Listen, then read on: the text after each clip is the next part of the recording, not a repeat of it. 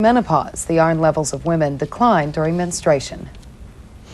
It's a difficult decision for some families whether to put up with destructive behavior by a hyperactive child or resort to the controversial drug Ritalin. As CNN medical correspondent Jeff Levine reports, the drug has been declining in popularity because of negative publicity. You'd have a hard time convincing 9-year-old Michael Gill and his family that Ritalin is a dangerous or abused drug. Michael was an aggressive child who had emotional problems in school. I was like hitting people, and I was speaking out loud, and I wouldn't sit in my chair. But since he started taking Ritalin 2.5 years ago, Michael has undergone a profound transformation. He was a bully, I will say that, and I would say that afterwards, this beautiful little boy came out. In the 70s and early 80s, Ritalin boomed as a treatment for what is called attention deficit disorder. Then the drug came under attack, and the media led the charge.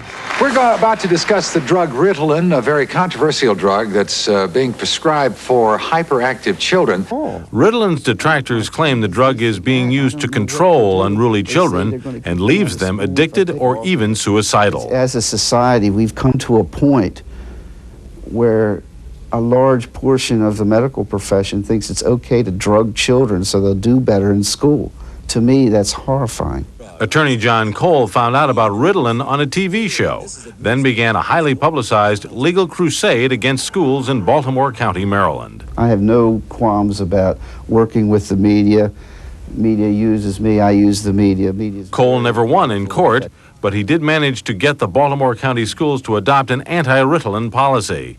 And a new study shows that putting Ritalin on trial in the media seriously wounded the drug.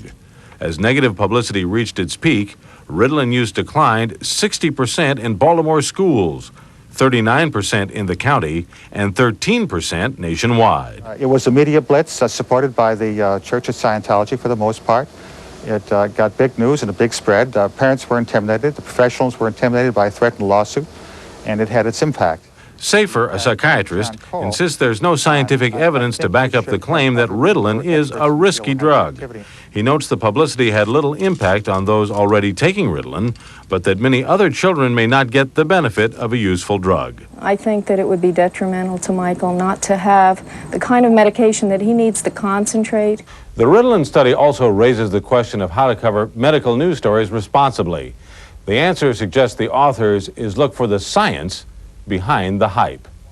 Jeff Levine, CNN Medical News, Washington. News from Medicine is brought to you by Bristol Myers Squibb Company, makers of Excedrin PM, headache medicine, and it helps you sleep.